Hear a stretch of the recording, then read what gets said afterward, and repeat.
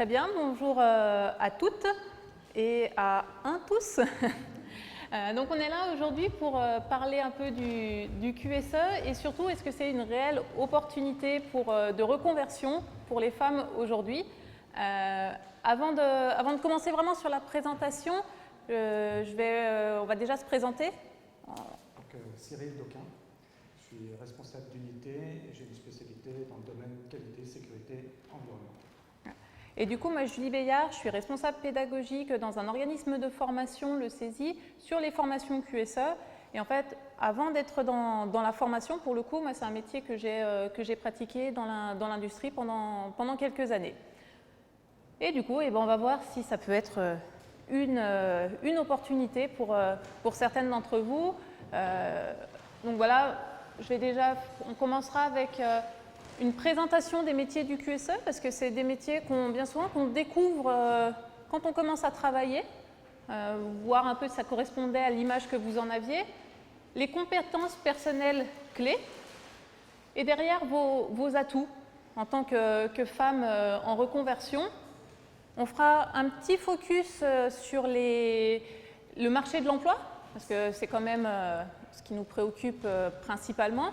Et on finira, alors j'ai mis les témoignages, ce n'est pas des témoignages en soi, mais c'est plutôt des exemples de personnes qui se sont reconverties.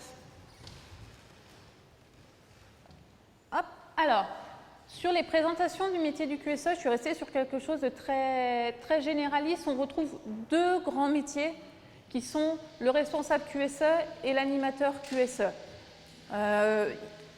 Si vous cherchez un peu sur ces domaines-là, il y a des déclinaisons possibles de titres de métier assez importantes. Il y a le responsable HSE, il y a le responsable SSE, il y a le coordinateur QSE, il y a l'assistant QSE. Mais globalement, ces deux métiers-là, c'est pour donner les grandes lignes. Alors, le responsable QSE, il va définir et déployer la politique qualité, sécurité, environnement de l'entreprise. Donc, il va travailler avec la direction sur quelles sont les grandes orientations que je vais pouvoir donner pour l'entreprise sur les domaines du QSE. Il va manager le service QSE. Alors, on le relativise un peu sur le QSE parce qu'on est rarement sur des équipes de 10-15 personnes, sauf vraiment dans des grands groupes. On est, en règle générale, quand on a déjà un service de 4 personnes dans le QSE, c'est déjà plutôt un bon service. Après, par contre, en termes de management, on parle beaucoup de management transversal. Parce qu'en fait, le QSE, quel que soit le niveau sur lequel je le pratique, on est en lien avec toutes les personnes de l'entreprise. Et à partir de ce moment-là, c'est comment je travaille avec eux et comment je fais que les personnes adhèrent à mes objectifs QSE. Et après, il va mettre en œuvre les exigences réglementaires et normatives.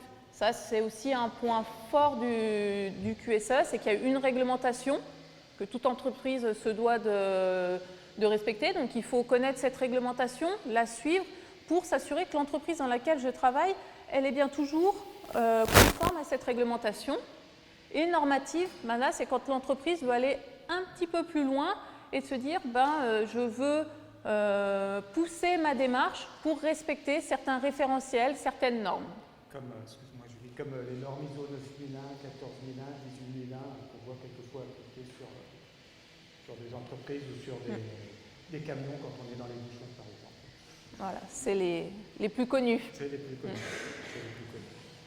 L'animateur QSE, de manière assez logique, il travaille en collaboration avec le responsable QSE et lui va vraiment animer le système de management QSE. Globalement, il fait beaucoup le lien entre le terrain et le responsable QSE. Il est là pour communiquer avec les équipes, savoir parce qu'il va faire la ronde, se dire, souvent on va lui dire, tiens, ça ne marche pas très bien, c'est pas très pratique, tu m'as mis des gants là pour pas que je me coupe, mais moi ça me gêne. Et du coup, c'est de se dire, ok, la personne, il faut qu'elle se protège les mains parce qu'elle utilise un objet tranchant, un couteau ou quoi que ce soit, mais si ça la gêne dans son travail, c'est que la solution proposée est peut-être pas la meilleure. Donc, il faut faire remonter ça et essayer de trouver des solutions pour avoir une solution optimum. Et participer à l'animation QSE terrain, alors vous allez dire c'est la même chose, mais l'animation QSE terrain, c'est on va pouvoir animer des formations. Bien souvent, quand on arrive dans une entreprise, vous allez avoir un accueil sécurité dans l'entreprise ou un accueil qualité. L'animateur QSE est bien souvent amené à animer ces sessions-là. Du coup, si on reprend, le service QSE dans sa globalité a pour objectif, pour la partie qualité, d'assurer la satisfaction de ses clients. Pour la partie sécurité, s'assurer que toute personne, tous les collaborateurs qui viennent dans l'entreprise, quand elles participent, elles ne se mettent pas en danger. Et derrière, d'assurer, pareil sur la partie environnement, faire en sorte que l'entreprise dans laquelle je travaille ait le moins d'impact possible sur l'environnement. C'est exactement ça. Ouais. Pas de choses à rajouter, j'ai tout dit? Parfait. Du coup, une fois qu'on sait ça, c'est bien, on sait un peu plus le métier. Qu'est-ce que ça implique en fait de manière plus poussée? Parce qu'il y a le métier en soi et il y a après les compétences personnelles dont j'ai besoin pour pratiquer ce métier. Alors, c'est une liste bien sûr non exhaustive, mais qui reprend vraiment, à mon sens, les grands basiques. L'autonomie et la responsabilité. Quel que soit, pareil, le niveau hiérarchique dans lequel je suis, on a cette notion d'autonomie et même de responsabilité. Un animateur QSE, même s'il n'a pas le titre de responsable QSE, si je passe dans l'usine, que je vois quelqu'un qui est en train de prendre des risques, qui ne porte pas ses EPI, donc ses équipements de protection individuelle, il est de sa responsabilité d'alerter la personne, de lui faire porter. Et si le risque est vraiment important, même d'arriver à en arrêter la production. Donc, il y a cette notion-là qui est importante. Le relationnel, pour ma part, je pense que c'est vraiment la base dans le métier. C'est un métier, je vous l'ai dit, on est en contact avec tous les services, on va au devant des gens tous les jours. Il faut aimer échanger avec les gens. Je prends toujours un exemple très simple. On est tous humains, on aime bien comprendre ce qu'on fait. Moi, globalement, dans mon activité au quotidien, si quelqu'un arrive et me dit « Tiens, à partir de maintenant, il faudra que tu fasses ça. » Ok, très bien. Si je ne comprends pas pourquoi je le fais, j'ai un peu du mal à le faire. Par contre, si on me dit « Il faut que tu fasses ça parce que derrière, ça va aider, il faut que tu remplisses tel document parce que derrière, ça va aider le service comptabilité à pouvoir travailler plus facilement. » Ok, j'ai donné du sens, on m'a donné du sens sur pourquoi je faisais les choses. Et du coup, spontanément, je le fais plus. Dans le relationnel, c'est quelque chose qui va jouer beaucoup. On ne peut pas arriver devant les personnes et leur dire juste « il faut faire ça », il faut les accompagner aussi. C'est vrai. Alors, organisation et gestion des priorités, ça c'est quelque chose… Alors, c'est un métier qui est très, très diversifié et varié. Globalement, il n'y a pas de routine. D'une journée à une autre, vous ne faites jamais la même chose. Donc, il faut savoir organiser ses tâches et savoir prioriser parce que oui, je ne peux pas tout faire. Oui, il y a des fois où ma priorité du matin, ce sera plus celle de l'après-midi parce qu'il y a eu un événement quelconque dans l'entreprise qui fait que je dois changer. Il faut que je sois en capacité de basculer et de gérer ces priorités parce que je ne peux pas tout faire dans une journée. La rigueur, pareil, on le retrouve dans pas mal de métiers, mais on représente aussi les aspects réglementaires. Quand on est sur de la réglementation, on est obligé de la respecter. On ne peut pas avoir un peu de laisser-aller sur cette partie-là. Et moteur du changement, c'est une notion qui est vraiment importante parce que globalement, l'objectif d'un service QSE, c'est aussi de faire avancer l'entreprise, d'aller vers ce qu'on appelle de l'amélioration continue. Et à partir de ce moment-là, des fois, on va demander aux gens de changer leur manière de faire. Et spontanément, la nature humaine fait qu'on n'aime pas trop le changement. Donc, il faut savoir accompagner les gens pour qu'ils acceptent plus facilement ce changement. Voilà, dans les grandes lignes. Je pense à souligner les deux points qui sont vraiment essentiels. Si on n'aime pas travailler avec les autres, ce n'est pas un métier fait pour soi. Si on n'aime pas travailler avec une variété de gens, que ce soit le marketing, le commercial, la production, les achats, ce n'est pas un métier qui est fait pour soi. c'est sûr. Par contre, si on aime bien contribuer, ça veut dire faire évoluer les choses et progresser, trouver des solutions, là, c'est un métier fait pour soi. Alors, ensuite, hop, ça veut bien passer. Alors, vos atouts dans le cadre des conversions professionnelles et des conversions personnelles. Parce qu'on peut se poser la question, ok, là je vous ai présenté un peu le métier, très bien. On est sur là, la thématique du jour et plutôt la reconversion.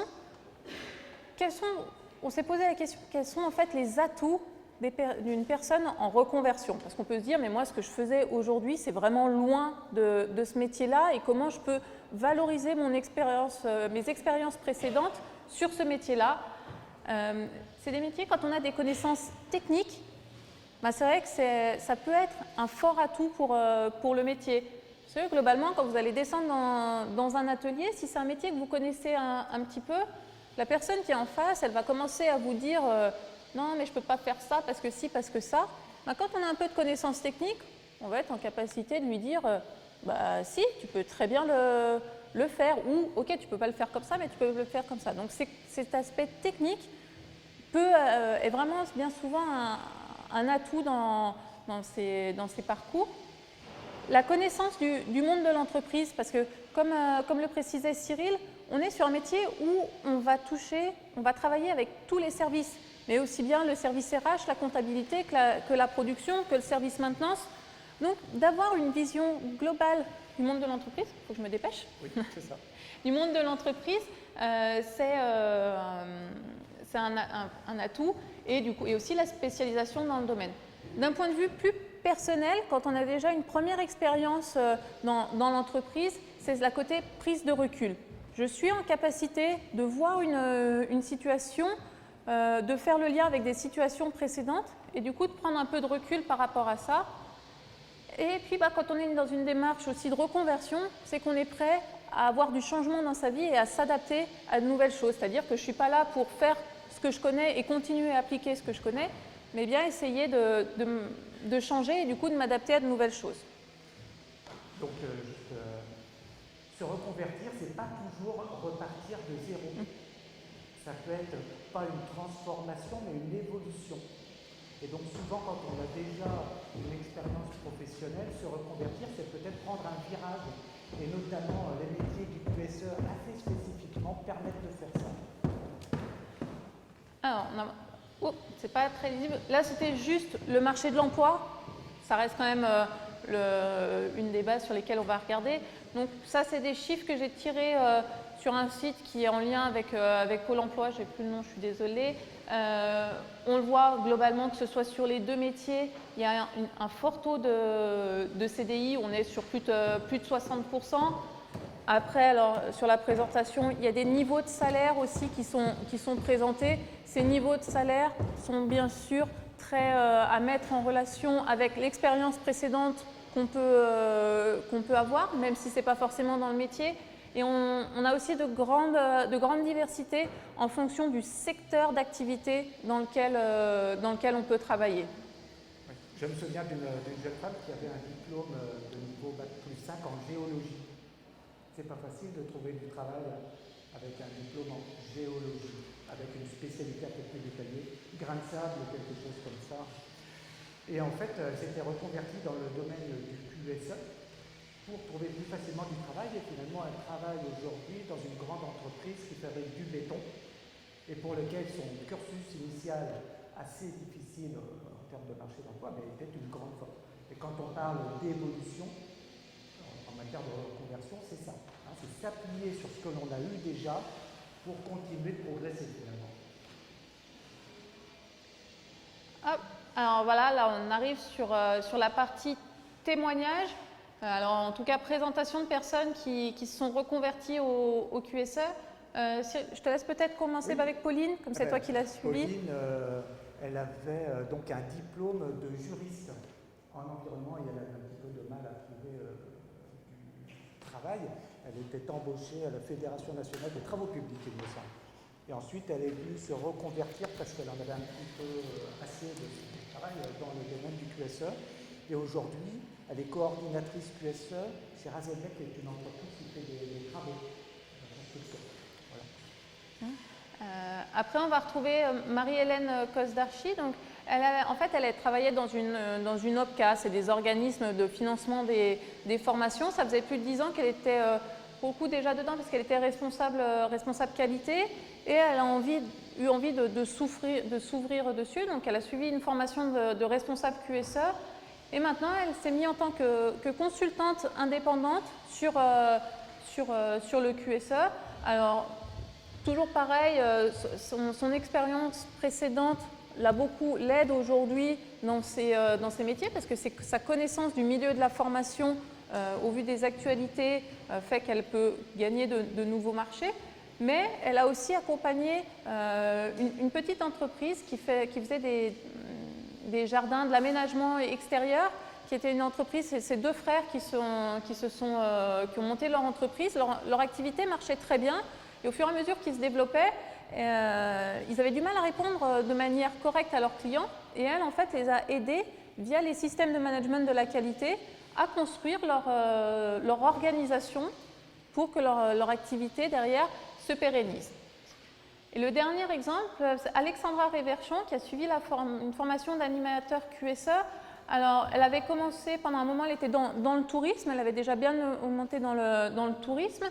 Derrière, elle est partie un moment, pendant presque 8 ans, il me semble, à l'étranger. Et aujourd'hui, en revenant en France, elle a fait une formation d'animatrice QSE et aujourd'hui, elle est chargée d'affaires réglementaires chez Plastibel et elle est en cours pour passer sur chef de projet des affaires réglementaires. Donc là, en fait, l'objectif de cette slide, c'était vraiment de vous montrer que les parcours qu'on a pu faire auparavant sont vraiment très différents. Ils ont tous des choses qui peuvent nous aider par la suite et ça peut mener derrière à des métiers aussi variés parce qu'on va avoir Pauline qui aujourd'hui en étant coordinatrice QSE a un poste très polyvalent où elle touche l'ensemble des domaines. Marie-Hélène qui elle en a profité pour monter sa propre entreprise. Et Alexandra qui est sur, là, une partie très particulière, on est sur la qualité. Dans la qualité, une des branches qu'on peut trouver, c'est les affaires réglementaires. Donc, derrière, les débouchés sont aussi très variés. Tout à fait, Julie. Voilà, c'est ça. C'est vraiment, ça ouvre des perspectives qui sont très larges. Quoi. Très larges. Donc voilà, je ne sais pas où on en est au niveau timing. Je crois qu'on a dépassé. Ok, peut-être qu'on peut passer aux échanges, des questions si vous en avez.